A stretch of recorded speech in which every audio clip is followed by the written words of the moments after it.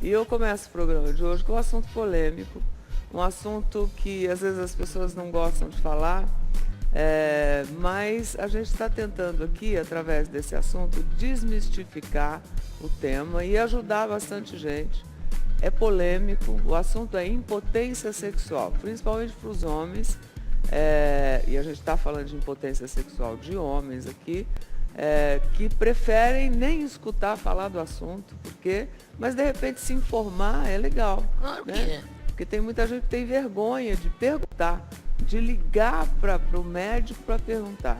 É uma disfunção que no Brasil é 2,5 vezes maior do que a média mundial. Caramba! E eu tenho aqui uma informação de que, por ano, segundo a Sociedade Brasileira de Urologia, surgem cerca de 1 milhão de novos casos de impotência sexual no Brasil. Nossa!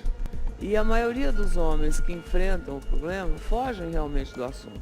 Por vergonha, por machismo, eles acabam não procurando um médico. A proposta aqui hoje é realmente ajudar, porque nós vamos falar de das três formas de tratamento que existem. A impotência sexual atinge em algum grau 25 milhões de brasileiros acima de 18 anos. A partir dos 40 anos de idade, 52% tem algum problema de disfunção erétil e desses, 30% nem conseguem ter uma relação saudável com a esposa, com a vida, por falta realmente da ereção.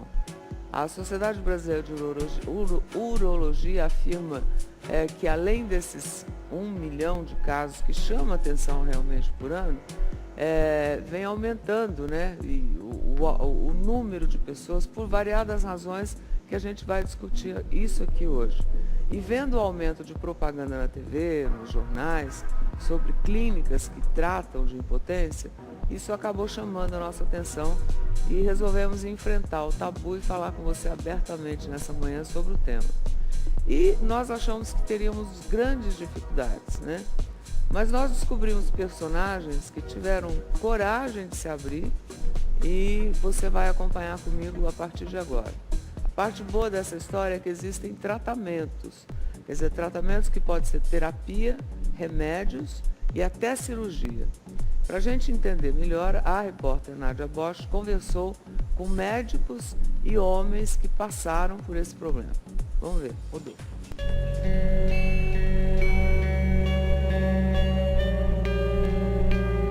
Eles escondem o rosto, mas dão voz a dezenas de milhões de brasileiros. É preciso coragem para você admitir o fracasso, né? Que você é fracassado. Na verdade, você não é fracassado, mas é como você se sente. Eu tinha entre 22 e 23 anos de idade. Até então eu sempre tive uma vida sexual normal. A partir daí eu comecei a ter um pouco de dificuldade. E não pense que isso acontece só por aqui. No mundo todo, mais da metade dos homens em alguma fase da vida sofre com problemas que comprometem a potência sexual. Eu perdi volume, eu perdi muito da minha anatomia. Quando eu iniciava a atividade sexual era tudo normal, como de qualquer pessoa. Passava um pouquinho o tempo, esse quadro mudava. Eu perdia essa ereção. Eu me sentia muito mal, porque eu não tinha segurança. Isso me levou a uma série de restrições. Como é que é para um homem que tem esse problema chegar no consultório médico? É muito difícil. Muitos homens passam aqui na frente 10 vezes e não entram. Desmarcam a consulta, remarcam. A questão da disfunção erétil, ela atinge não só o emocional do indivíduo, como da sua companheira. E muitas vezes da família. Por sorte, eu tive uma companheira que entendeu e me deu apoio. Mas foi um período que se alongou, quase uma década, que me foi extremamente doloroso. A depressão está presente em muitos pacientes. As tentativas de suicídio acontecem. Eu cheguei a um momento da minha vida que eu fiquei sem ter relação sexual por quase um ano. De tanta vergonha que eu sentia. Quando eu estava de frente com uma mulher, quando eu saía, na minha cabeça já vinha aquele eu não vou conseguir. Então assim, era uma coisa muito difícil para mim. A partir dos 40 anos de idade, 52% dos homens têm algum grau de disfunção erétil. Pode ser ela leve, moderada ou grave. As causas mais comuns da impotência são 5: problemas hormonais, nervosos, arteriais, venosos e psicológicos. Homens com estresse, homens ansiosos e homens inseguros tendem a ter mais problemas de apresentar uma ereção não suficiente. O tabagismo e o uso exagerado de álcool, assim como o índice de gorduras sanguíneas elevados, faz com que os mecanismos vasculares fiquem prejudicados. À medida que o indivíduo vai avançando na idade e que doenças, ou seja, comorbidades, como por exemplo hipertensão arterial, dislipidemias, que são colesterol alto, triglicerídeos altos, a diabetes, causam disfunção erétil. E essa população toda sofre disto. Em 2003, o Mais Você falou sobre o assunto. Para mim, só resolveu com a prótese. E quando resolveu com a prótese, foi realmente a solução do problema.